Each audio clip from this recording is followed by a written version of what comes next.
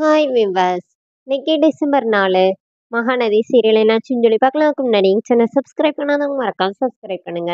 இன்னைக்கு என்ன அப்படின்னு சொல்லி பார்த்தீங்கன்னா, இங்கே வந்து வெண்ணிலாவோட கையை பிடிச்சி விஜய் வந்து சொடக்கு எடுத்துட்டு இருக்காருல, அதை பார்த்தோன்னே காவேரிக்கு ரொம்ப ஒரு மாதிரியா இருக்குது. பின்னாடி ராகினி வேற நின்று ரொம்ப இது பண்ணிட்டு இருக்கிறாங்க.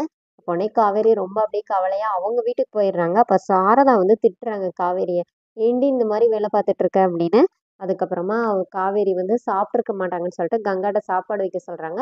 இப்போ காவேரி என்ன சொல்றாங்கன்னா, இல்லை நான் உங்க கூடயே சாப்பிட்றேன், நான் இன்னைக்கு இங்கே தான் இருக்க போறேன்னொடனே பாட்டி சொல்றாங்க, இல்லை இந்த நிலைமையில இவ இங்கே இருக்கக்கூடாது, இவ்வளோ அதை அடிச்சு வெளியில வரட்ட அப்படின்னோடனே, என்ன பாட்டி இப்படி சொல்றேன்னொடனே அப்போ கங்காவும் சொல்றாங்க, ஆமாடி இப்போ நீங்க இருக்கிறது சரியா இருக்காது அப்படின்னு சொல்லிடுறாங்க.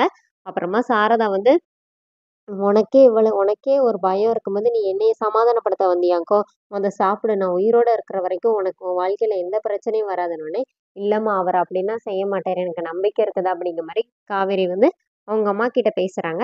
இப்ப இங்க இருந்து வெளியில வரும்போது அங்க ராகினி நிக்கிறாங்க. இப்ப ராகினி வந்து காவேரி ரொம்ப கடுப்பேத்துறாங்க. இந்த மாதிரி எப்படி பாத்தியா சொடக்கு எடுத்துட்டு இருக்கிறாரு, நேத்து வரைக்கும் உன் கண்ணத்தை தொட்டு உன்கிட்ட ரொமான்ஸ் பண்ணிட்டு இருந்தாரு, அப்படி இப்படின்னு சொல்லி ரொம்ப இது பண்றாங்க. அப்ப காவேரி உள்ள போறாங்க.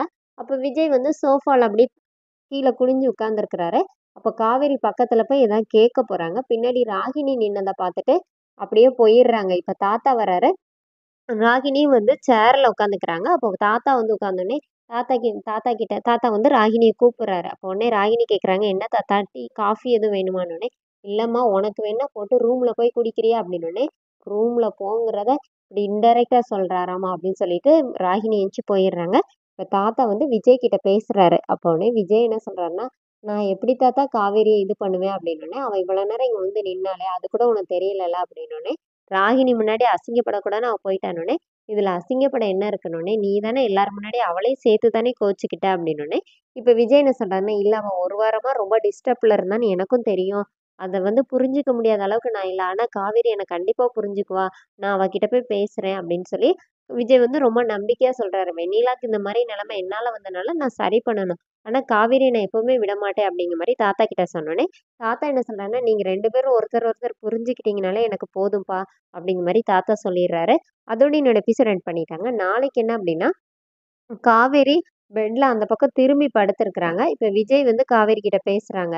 நீ எப்படி அப்படி நினைச்ச நான் உன்னை விட்டுட்டு போயிருவேன்னு, நீ எனக்கு கிடைச்ச பொக்கிஷம், நீ என் பொண்டாட்டிடி அப்படிங்கிற மாதிரி விஜய் பேசிட்டே இருக்கிறாரு. அதோட அந்த ப்ரொமோ எண்ட் பண்ணியிருக்காங்க. தேங்க்யூ.